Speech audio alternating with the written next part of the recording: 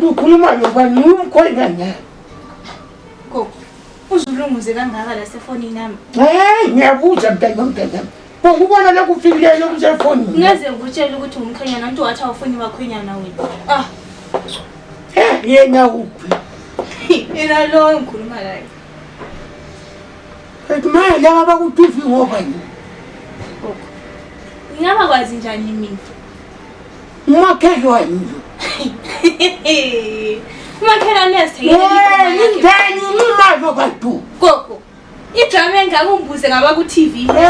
Siyaphika ukuthi ngathi uyangena endlini. Ngapha ngisefonini khona lo mkhonyana ongavuniyo ngapha umbuzo kwe-TV. Kuyahambisana khona lokho. Ngibuza lo lapha mina. Iyabamazi njani sihlezi sonke khona la? Hayi ngokapha yini? Uyokhuluma la efonini. Nguye. Na mgogo sibilalunguza. Hayi, Jona, nxa ungafuni lapho ubona phuma endlini yami lapha, kusendlini yami lapha. Phuma endlini yami. Ngifuna ukuphuma kwakhona ngifuna ngezini. Ubona ngathi ngangethula. Ngizokuphuma phela gogo mina sipho uzobona uzombulizela la. Phuma lapha thele. Ngikotha swanza kuyini la.